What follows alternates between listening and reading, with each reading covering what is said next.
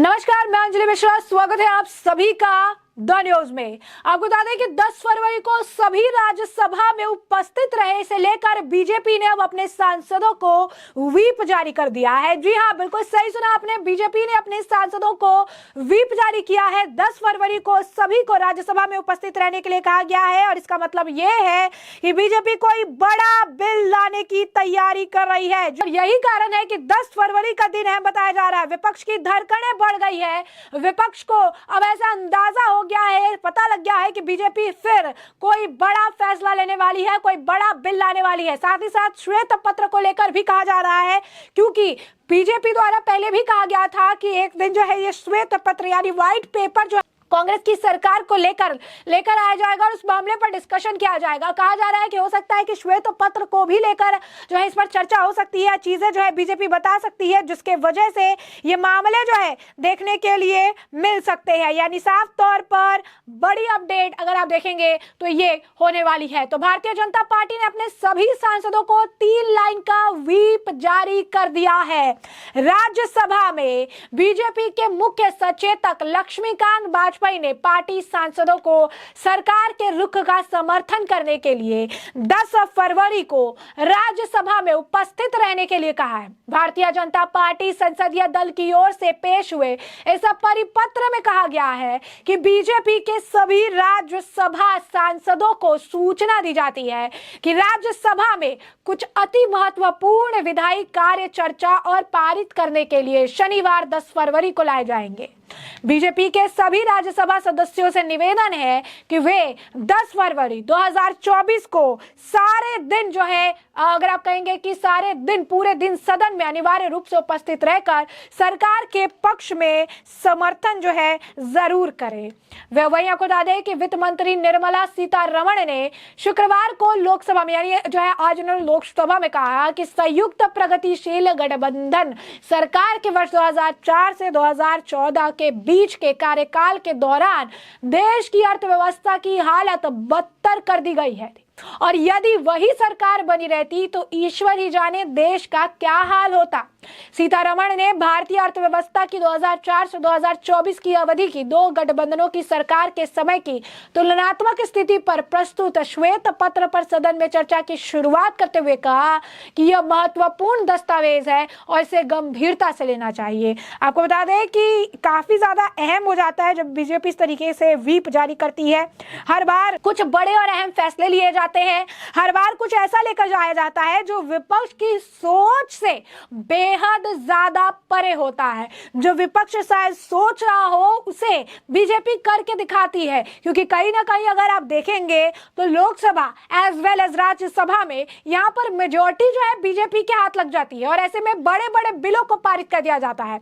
Article 370 निरस्त हुआ एक बड़ा एग्जाम्पल है। इस तरीके से महिलाओं को लेकर जो बिल पास हुआ एक बड़ा एग्जाम्पल था। जिस तरीके से अगर आप कहेंगे कि और अन्य बिल जो कि महिलाओं से जुड़े हुए थे, जो कि अगर आप कहेंगे महिलाओं से जिनका राबता था, इस तरीके के बिल भी पूरी तरीके से जो है पास कराए गए। तो कहीं ना कहीं अगर साफ तौर पर देखा जाए तो ये बहुत बड़ी बात है कि इस तरीके से ये चीजें की जा रही हैं या इस तरीके से जो है आगे इसको बढ़ाया जा रहा है और इससे जो है बीजेपी को काफी ज्यादा फायदा भी होता है और विपक्ष जो है सत्ते में आ जाती है। जब भी अगर बीजेपी अपना जो आप कह सकते हैं कि 1 दिन या 2 दिन बढ़ा दिए जाते हैं या इस तरीके से व्हिप जारी कर दिया जाता है, मेजॉरिटी इनके पास है, तो ये कहना गलत नहीं है कि पूरी तरीके से जो है यहाँ पर बीजेपी का पलड़ा भारी होता है और विपक्ष की नींद और होश सिर्फ इस बात को सुनकर उड़ जाती है कि बीजेपी ने सभी को उपस्थित रहने के लिए कहा है और उनके जो लोग हैं, उनके जो नेता, उनके जो करीबी हैं, वो अगर सभी रहेंगे और ऐसे में मेजोरिटी उनके हाथ में है तो कोई बड़ा बिल वो ला सकते हैं, कोई बड़ा बिल पारित किया जा सकता है।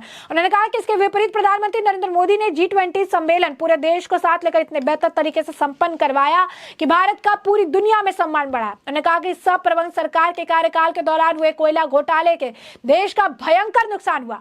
गुटखा बनाने वाली कंपनियों के मालिकों तक को कोयला ब्लॉक से लाइसेंस दिए गए थे। कोयला खदान आवंटन घोटाला इतना बड़ा था कि उच्चतम न्यायालय को ऐसे 214 लाइसेंस रद्द करने पड़े। वित्त मंत्री ने कहा कि इन्होंने कोयले को राख बनाया, अपनी नीतियों से कोयले को हीरा बना दिया। तो आप देखिए उनका ये बयान जो था, बहुत इसकी चर्चा भी हो रही थी कि उन्होंने कहा कि कांग्रेस ने जो है पूरी तरीके से अपने नियमों से, अपनी चीजों से जो है राख बना दिया और यहाँ पर जो है उनकी नीतियां ऐसी रही कि इसे पूरी तरीके से उन्होंने जो है गर्त में डाल दिया। कांग्रेस ने जो है अपनी तरफ से जो है पूरी तरीके से इसे खत्म करने का जो काम है वो किया है, खत्म करने का जो काम है वो किया है। और ऐसे में अगर आप कहेंगे कि 10 तारीख को जो है ये अहम दिन बताया जा रहा है, 10 तारीख को अगर आप कहेंगे कि पूरी तरीके से एक अहम जो है काम होने वाला है, अहम जो है चीज देखने के लिए मिलने वाली है। और अब विपक्ष ये सोच रहा है कि आखिर कौन सी ऐसी चीज वो लाने वाले हैं, कौन सा ऐसा बड़ा भूचाल, कौन सा ऐसा बड़ा बिल जो है वो पेश करने वाले हैं जिस बिल से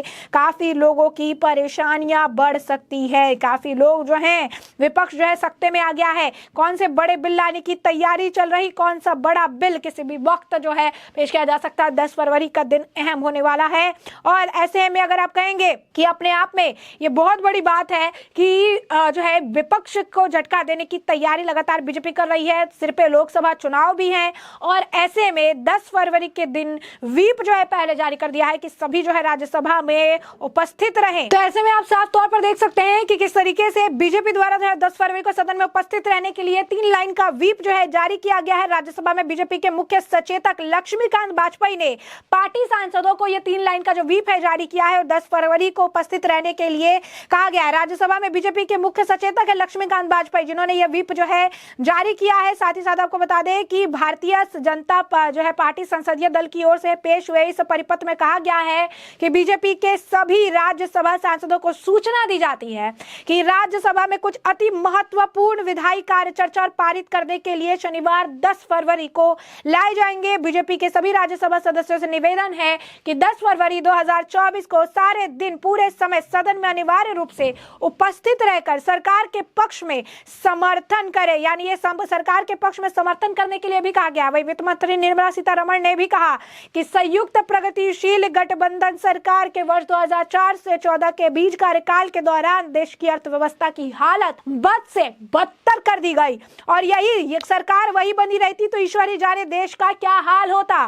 सीतारमण जी ने भारतीय अर्थव्यवस्था की 2004 से 24 की अवधि को 2 गठबंधनों की सरकार के समय की तुलनात्मक स्थिति पर प्रस्तुत श्वेत पत्र पर यानी व्हाइट पेपर पर सदन में चर्चा की शुरुआत करते हुए कहा कि महत्वपूर्ण दस्तावेज और इसे गंभीरता से लेने की जरूरत है। तो आप देखिए कि किस तरीके से व्हीप जारी करने से ही धड़कन है विपक्ष की तेज।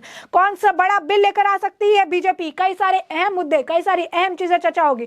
प्रधानमंत्री नरेंद्र मोदी भी पहले भी कह चुके हैं कि जो तीसरा कार्यकाल होगा बड़े फैसलों का कार्यकाल होगा और कहीं ना कहीं बड़े फैसलों की जो नींव है वो रखी जा सकती है। 2024 का समय है, लोकसभा चुनाव सिर पे है, बड़ी उलटफेर जो है सियासी उलटफेर अलग अलग राज्यों में देखने के लिए मिल रही है और ऐसे में किसी बड़े बिल को लाने की पूरी तैयारी बीजेपी ने कर ली है। और अपने इस 3 लाइन के व्हीप में भी ये कह रही हैं कि आपको उपस्थित रहना है और सरकार के फैसले का समर्थन करना है। यानी कोई बड़ा बिल लेकर आएंगी और उसमें सरकार पूरी तरीके से समर्थन भी मांग रही है।